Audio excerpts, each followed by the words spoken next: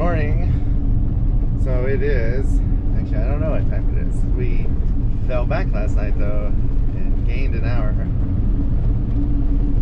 And so we are about 8 miles from the entrance to the Big Bend National Park. And we're gonna drive through it, hopefully most of it today. If we think we have time, we'll do some short little hikes, half a mile, 1/3 mile nature hikes. Otherwise we'll save those. But it's only supposed to be 75 today. It should be great. Zoe is ready. She was ready when I started packing up. She's hoping we get home every day.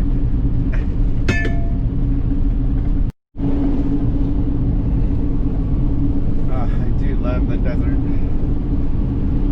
It might be my favorite landscape, but I'm sorry to wonder. It's just so neat.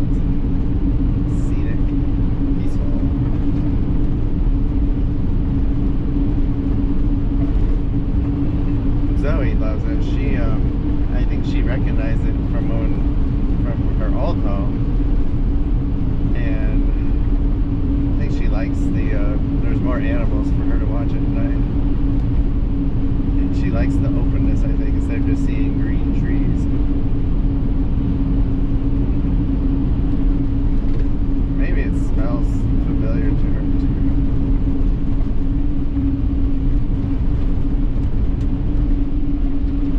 Alright, Big Bend National Park headquarters, 29 miles.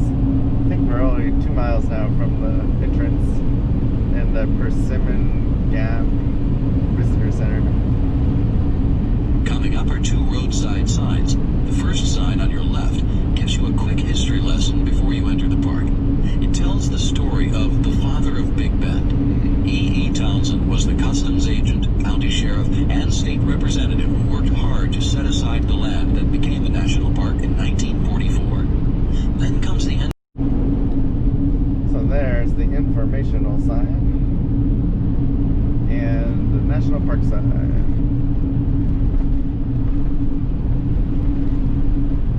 We should stop and get pictures of us by then, but that's too much work.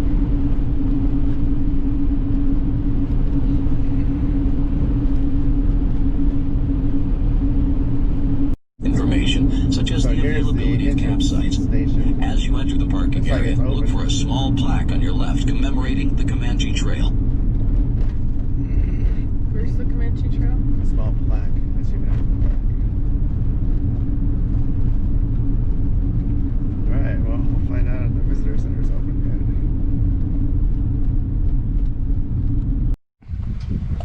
yet. So here is a map of the park. So we are way up there. We're gonna drive down 26 miles to Panther Junction, then 20 miles to the Rio Grand Village, then back. I'd like to do the Chisos Basin, and then we got 22 miles on the Ross Maxwell Scenic Drive, and then back. So we might stay and study Butte Terlingua tonight if it takes all day. There's a lot of RV campgrounds there. But it's all the stuff you can do.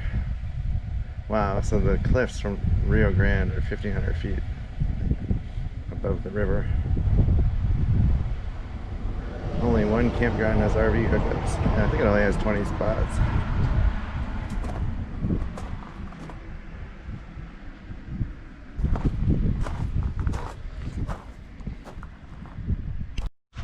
So here's the visitor center. It's closed, so we can't look at any books or anything. I can't buy a hat, which is, oh, the gift stores are open though, so I'll get a hat.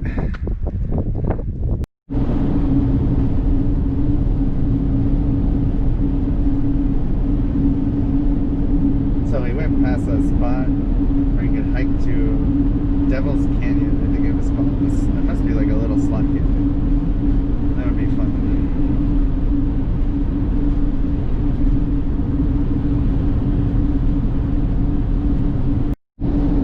Alright, so I think that's the Chisos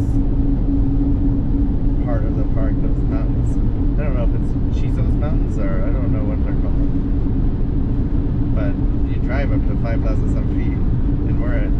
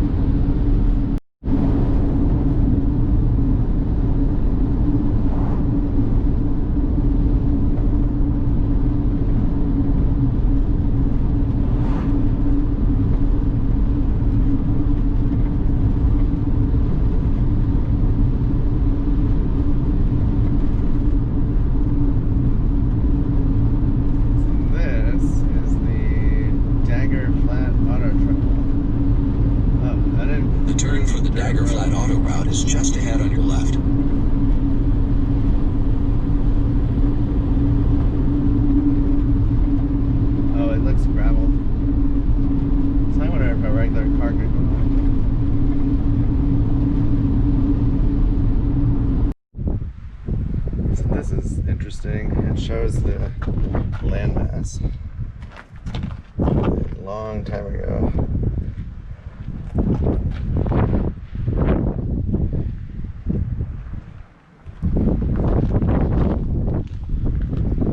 So there we are.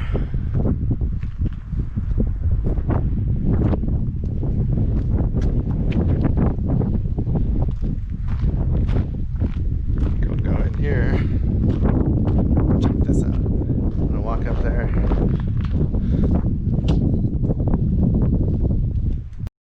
So there's a mouth they found with teeth in it.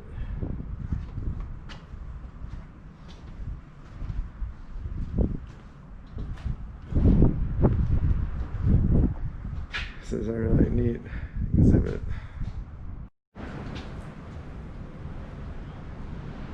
So I imagine these aren't real. Probably cast. If they were, it'd be pretty neat.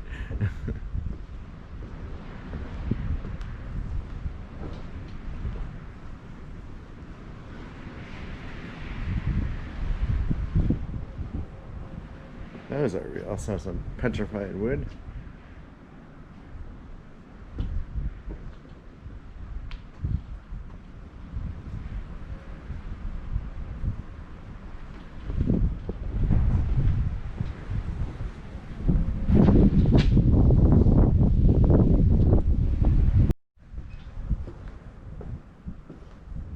Wow, that's a femur of Alamosaurus femur.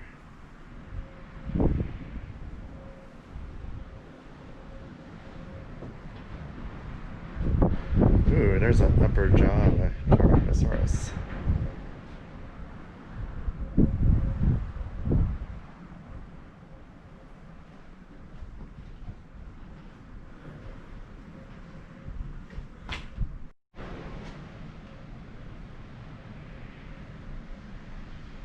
Huh.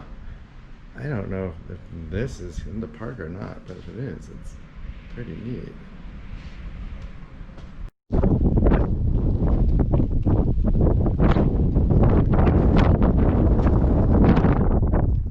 Alright, I'm gonna go up this little point.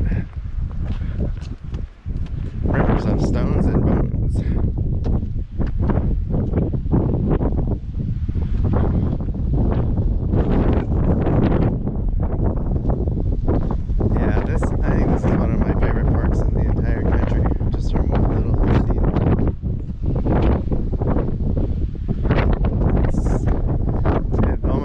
It does remind me of Death Valley, but it has way more things in it, way more animals, way more variety.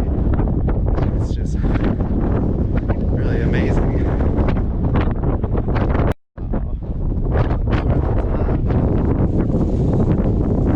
It is windy up here. Wow. So there's the little interpreters there.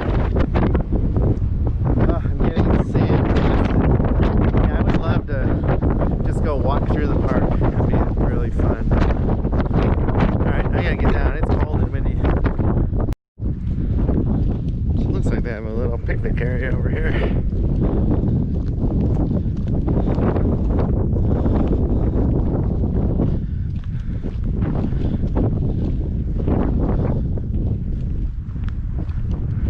Ah, they have fossilized dinosaur poop.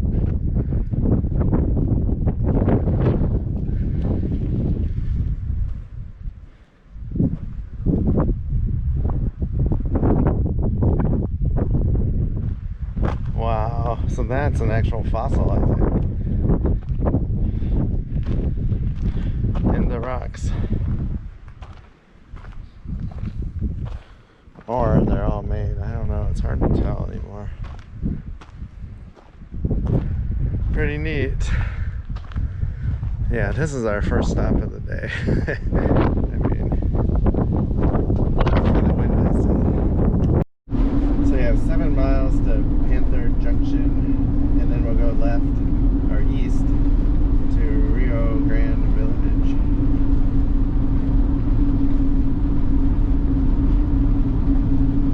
In a few miles, you'll have the opportunity to head toward the Rio Grande the southeast corner of Big Bend National Park. We consider the area to be a must-see site. Here's some information about what to expect there. Rio Grand Village has a visitor center that's open November through April, a general store and gas station that are open year-round, and 2 campgrounds. One has 100 shaded sites. 43 of them can be reserved mid-November to mid-April through recreation.gov. The other is a small RV park with 25 sites and full hookups. The village is, of course, on the Rio Grande and lies at 1,850 feet, so you'll be dropping about 2,000 feet during the 20-mile drive from Panther Junction. In summer, expect temperatures to be much hotter down there. You'll find several very worthwhile sites near the village. You can take a walk beside the Rio Grande to the ruins of an old hot spring spa. You can hike to Boquillas Canyon, where the Rio Grande flows through 1,400-foot canyon walls. And you can have the novel experience of crossing the river to visit a small Mexican village on the other side. You'll need your passport. There's much to see on the drive down as well. We highly recommend the trip to Rio Grande Village, a must-see site.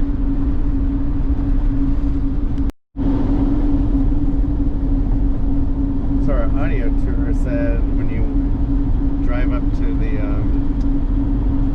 end of the road in those mountains, it could be 20 degrees. You're approaching Panther Junction and the main visitor center for Big Bend National Park.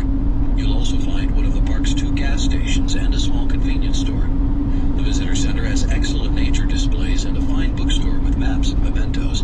Rangers are on hand to advise you about hiking and camping in the park. Whether this is your first or last day in Big Bend, it's enjoyable to check out the large 3D relief map in the visitor center. It identifies all the major landforms and gives you perspective on the park's mountains, basins, and the Rio Grande.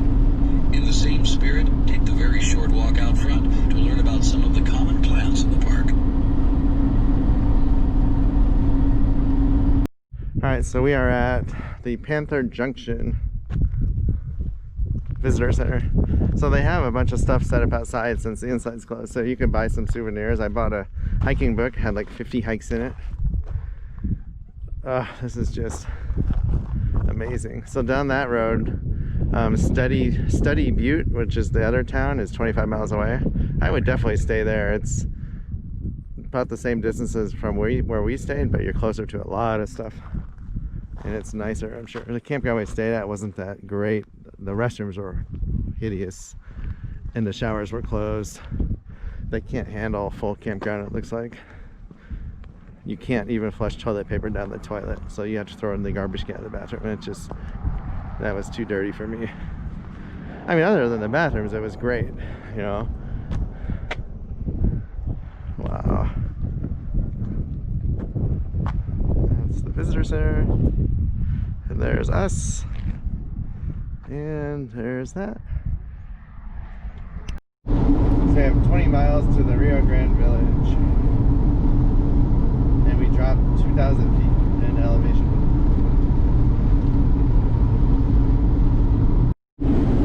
Oh, this is an awesome view. So back at the visitors there, they said on a clear day you can see 125 miles. And they, well, no, on the picture they had was 125 miles. They said on a super clear day you can see 240 miles, which is the limit of the curvature of the earth, basically. I mean, we're probably still seeing 60, 70 miles, I bet, or 80. The outline of the mountains.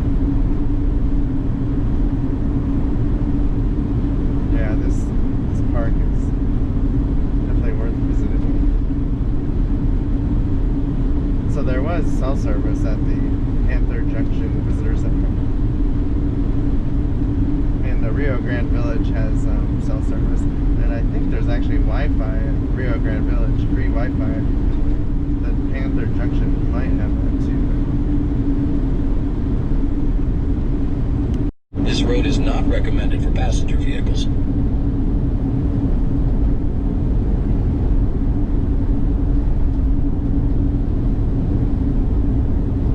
Be fun having a Jeep here for sure. So that road we went by, he said, audio tour, you need a high clearance vehicle.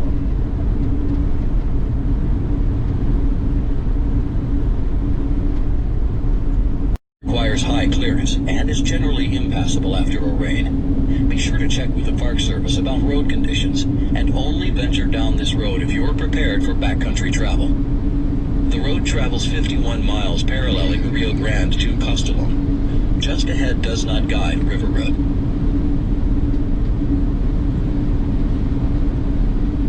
Wow, that would be an adventurous road. 50 miles, he said. River Road. You're approaching the turn for Hot Springs Road. Here's a bit of background about the Hot Springs Historic District.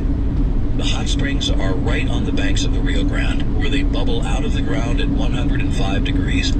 A settler named J.O. Langford homesteaded there in 1909 because he found that drinking and bathing in the mineral water benefited his health.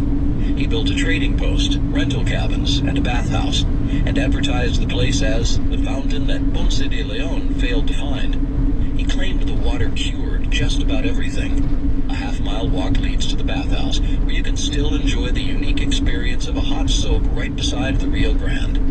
A 1.5-mile gravel road leads you down to the hot springs area, and it's generally passable for passenger cars, though you should check with the Park Service for current conditions. The last half-mile is narrow and winding, so it's not for RVs or nervous drivers, though you can park and walk that final section. That said, it's a fascinating area and well worth a visit. Allow about an hour and a half for this side trip, longer if you opt to soak in the hot springs. The turn is just ahead.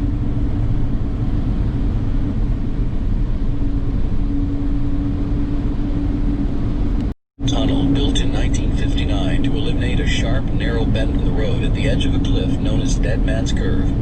The curve got its name after a German immigrant named Max Ernst was shot in the back here in 1908 while locking a cattle gate. An interesting note for geology buffs: the limestone layer that the tunnel passes through is the same layer you see ahead of you in the distant Sierra del Carmen, 4,800 feet higher. This area is part of a massive block of rock dropped downward through faulting. You'll find a pullout on the right just before the tunnel, and a right turn for the scenic Rio Grande overlook right after the tunnel. From there, you get a great look at the floodplain of the Rio Grande. Are you seeing this?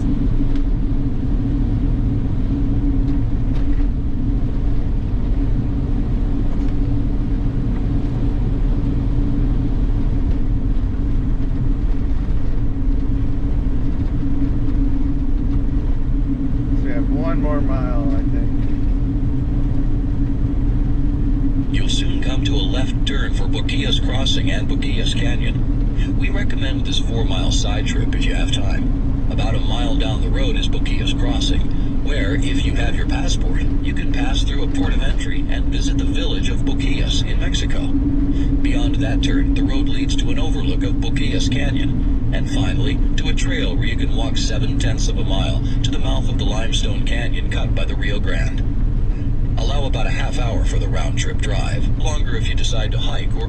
So this is the Rio Grand Village picnic area, and this must be the 25 RV spots they have. And they're not full now. It said they were full. Or, well, no it didn't, because the park doesn't run these. So maybe these weren't full. Can't imagine everyone left already.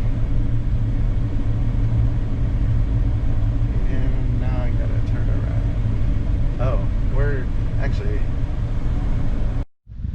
So this is the picnic area by the Rio Grande Village. Little canal they built back in the day. But so there's an old post office over here. Oh, and the Hot Springs Canyon Trail, which we drove by on the way down.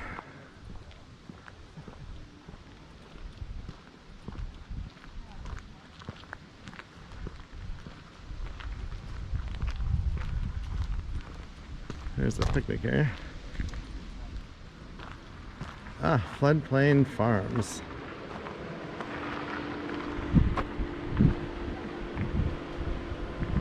So I think this is an old farmhouse.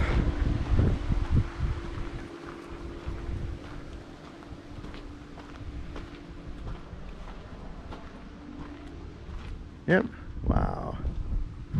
Pretty neat.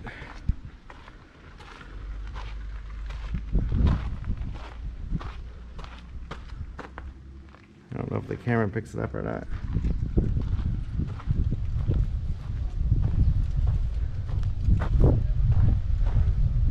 But we're gonna keep heading down the road.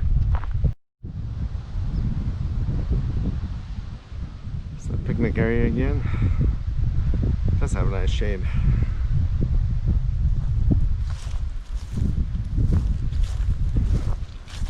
So those mountains on the other side are, I think they're like, they said 4,000 feet up maybe, and they're in Mexico.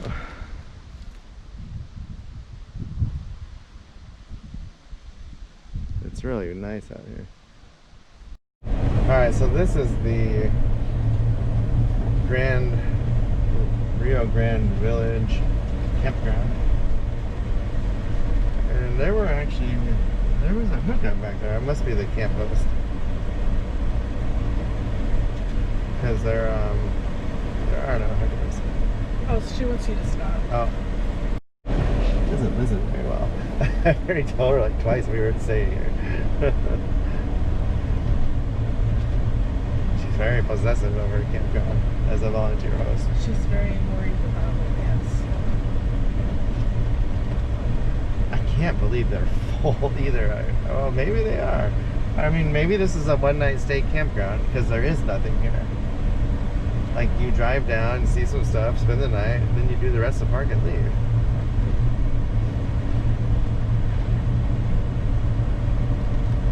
Just can't imagine, like, I've never seen a campground like that before. Alright. So, I was confused, like, why there was no one here. And I just realized the campground tonight is the very first night it opens. So it is full, like they have reservations for everything. And opens at noon, like people can check in.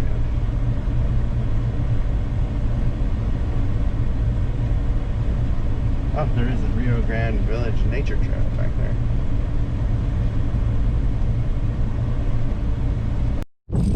So this is the Rio Grand Village store. And I don't know if I want to walk through that grass. Probably snakes. So there's not much to the Rio Grand Village. I thought it was bigger. Little museum here and a tiny store. And that's it. And there's us and the RV campground. You know, I'd say it's definitely below 4 feet on the old side. So this is the Rio Grande River. In Mexico, on the other side. Shutting the river off a week ago. Oh. Hadn't happened yet. It's all coming out of a lake in Mexico, several lakes in Mexico. Wow. Yeah, near Presidio. All right. ¿Qué crees? Tengo bastante equipo.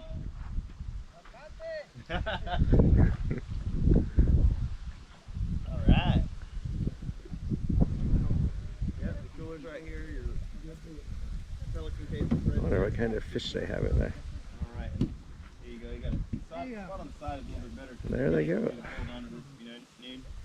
You guys ready? Before y'all take off, We're approaching the point of no Yeah. return